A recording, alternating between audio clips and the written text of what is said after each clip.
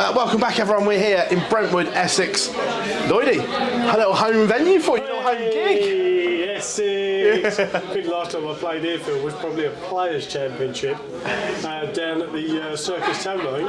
But funnily enough, I did win a Pro Tour here. I think we played one Pro Tour here, and I beat the Governor in the final. I beat Phil Taylor in the final. I think 2008, someone was telling me. So yeah, it's nice. It's just down the road, Phil. I'm a Colchester boy, Essex boy through and through, and it's going to be nice to go out and hopefully try and play some great darts in front of like a home crowd.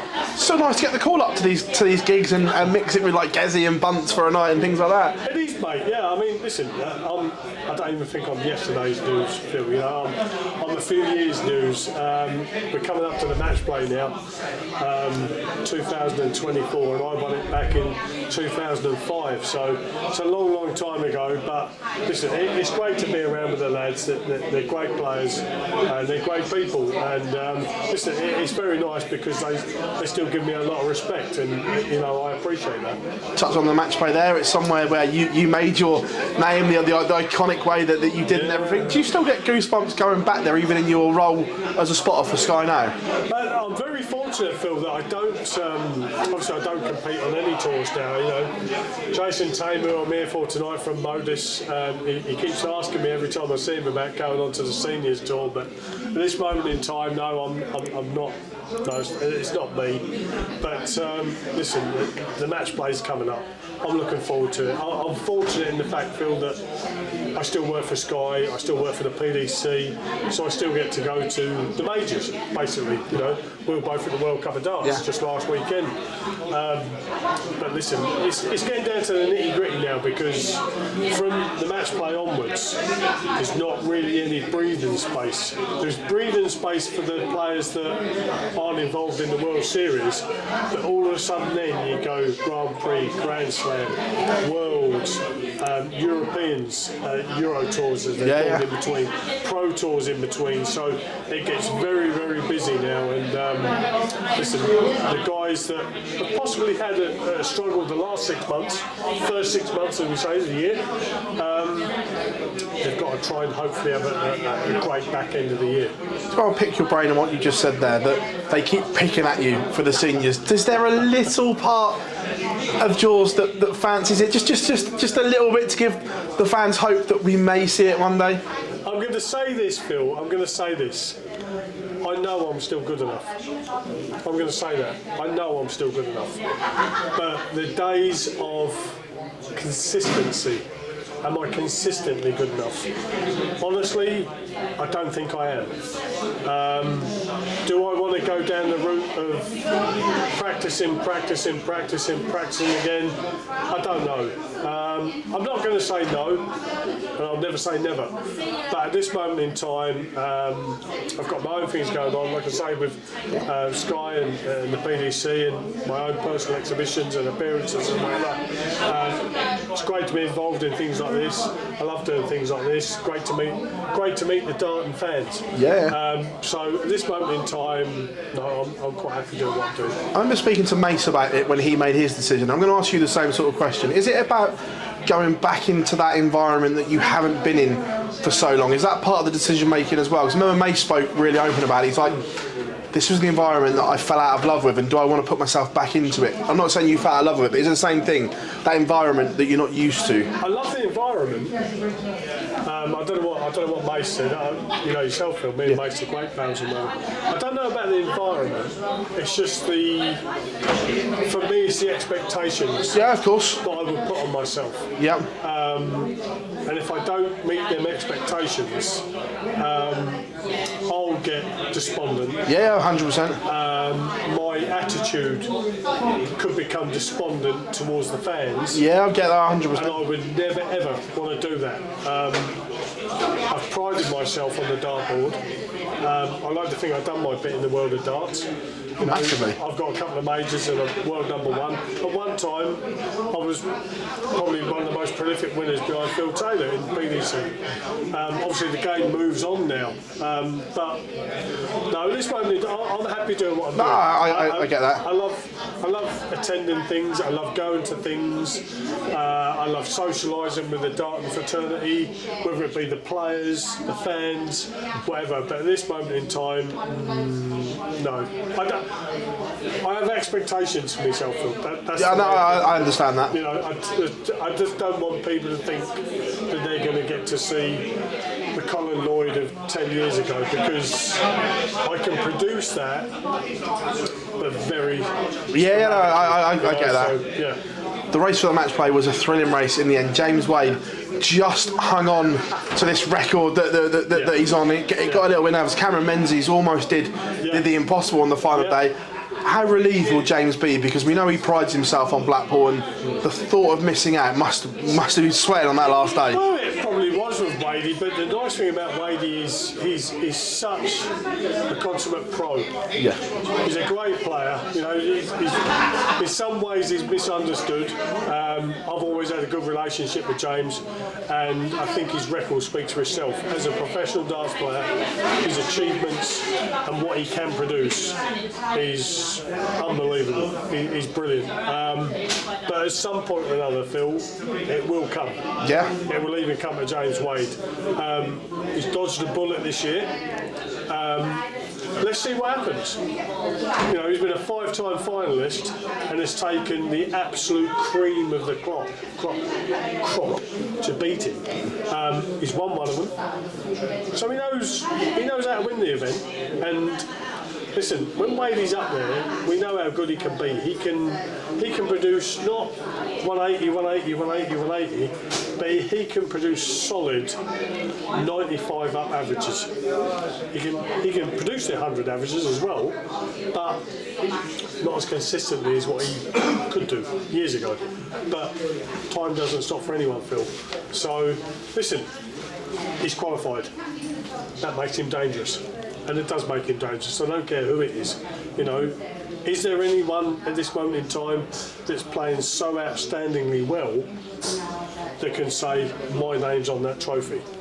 But the thing about James Wade is that makes him so different to everyone else is Wadey won't care who's put in front of him. He'll stand there, and I think I do quite an impression of him. They'll throw their practice darts and he'll just go...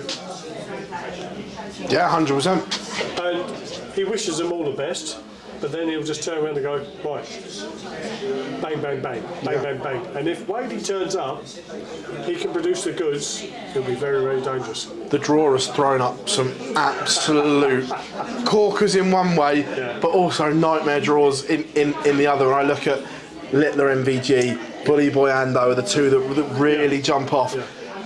Is this arguably the toughest first round field that we saw? I'm not saying the best, but the toughest. Oh, I don't know. There's been some tough first rounds over the years. I mean, Gezzy's on opening night. Gezzy's played Daryl Gurney. Yeah, that's a toughie. You know, Daryl's turned his form around.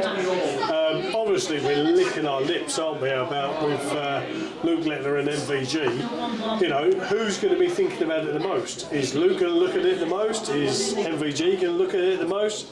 Who knows? But you know what, Phil? It's a major. It's a major. Every round is tough.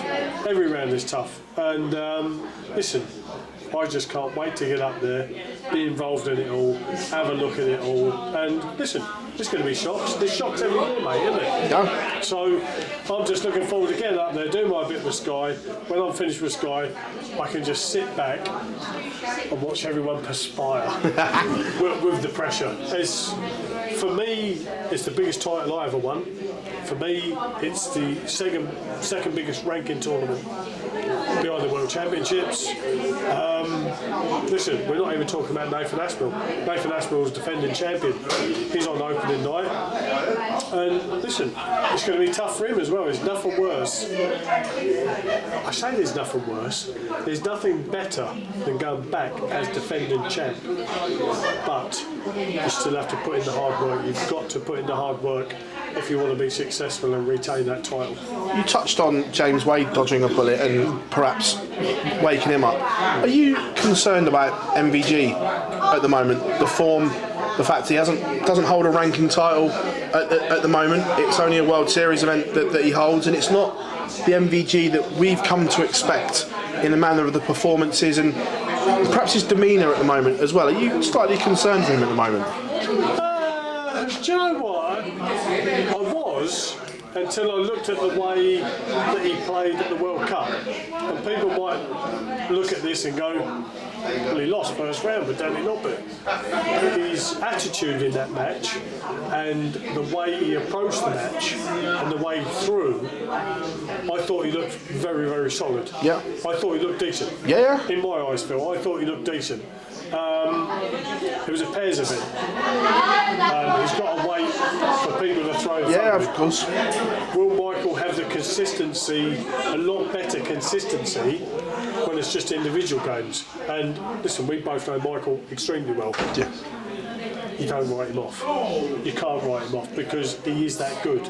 In saying that, he's been around a long while. You get battle war. I'm not going to say that we've seen his better days because Michael loves proving the form books wrong. Phil Taylor used to love proving the form books wrong. Do I think Michael's got majors left in him? Yes, I do. Because he's got that bloody mindedness about him. He's stubborn. Yeah. And when he's on it, he's so good. Listen, time will tell. Will Michael van Gerwen be crowned match play at the end of the week, in a couple of weeks' time? Why not? But there's plenty of other opponents that are going to be in front of him, or put in front of him. They're going to go, as they did with me, and as they did with other players over the years. You've had your day, old man, with a new blood, and there's plenty of them around at this moment in time. Well, on that new blood, I haven't had a chance to speak to you about the impact that Luke Littler has made. You've seen a lot of things in this sport. Yeah. Have you seen quite the impact a kid, because he is still a kid, has made in a short space of time? Not so much the way that Luke has, but Michael van Gerwen done the same as a 17-year-old winning the Windmill World Masters. Yeah. He stayed in the BDO route. Watch out for this kid in Holland. Watch out for this kid in Holland. And that kid has now grown into a man with umpteen majors to his name. Umpteen majors. World champion, World Matchplay, World Grand Prix, World Cup. Everything. Whatever there's been out there to win, Michael van Gerwen's won it. I'm not saying Luke Littler cannot do the same thing. The boy is brilliant. He's absolutely brilliant. And he is a breath of fresh air for the world of darts. He's a class act. Can he achieve what MVG has, what Taylor has? Before then, the likes of Lowe, Bristow, Jockey Wilson. Listen, only time will tell. But in saying that as well, I'm not even going to say about the Luke Littler effect. Let's have a look at the Luke Humphries effect. Yeah. That boy is absolutely class. I've got the utmost respect for Luke Humphries. Brilliant player. Not just world champion, not just world number one, Grand Slam champion, Grand Prix champion, Players Championship champion. Unbelievable. And listen, when you've got, Phil, the likes of those two young men, yep. Luke Littler being a lot younger, the game's in a great place. And then you've got the likes of Nathan Aspinall, Kessie Price, Rob Crosses and find us some form again, Stephen Bunton, Barney's on the comeback trail, throw some decent stuff sporadically, but throw some decent stuff, dangerous player. Josh Rock, let's not forget about Josh Rock. Classy little player. Listen, I'm very, very fortunate now, but I'm behind the camera, I'm looking in, I'm watching, and it's an absolute joy. The sport that I've loved over the years, Phil, I still love, I still enjoy, and I'm very, very fortunate that I get to work on it and I get to see the game evolve even more than what it has over the past 5-10 years. If you could go back in time, would you like a prime Lloydie to mix it with this current crop? If I'm brutally honest, I don't even think prime Lloydie would mix mix it with these guys. And that's me being brutally honest, Phil. I was good. I was good in my time. And I think there were times I was very good. Very good. And a lot of the times the general public didn't see the best of me because it wasn't on TV. When it comes to open play darts, pro tours, tours that would be classed as European tours now in Holland, Belgium, whatever, I won the Antwerp Open 3 years on the spin. And I played beautiful. I threw great darts, big averages. Would I compete now? I don't know. Would I have been a top 16 player, Phil, even in my prime? I don't know. Could I possibly up my game with the dominance that is now? Who knows? Listen, one thing with me, Phil, I don't go like that. That's gone. Yeah. I just go like that because I'm not playing anymore. I am. I'm doing my exhibitions, I'm having fun, I'm enjoying myself, big smile on my face, have a laugh, have a joke with everyone. But these guys now, they are entertainment. They're entertainment because the darts are sublime. It's beautiful to watch, and I'm just happy to be a part of it. Lloydie, absolute pleasure, mate. Brilliant, Thank you very much. Phil. Cheers, buddy. Thank you very much.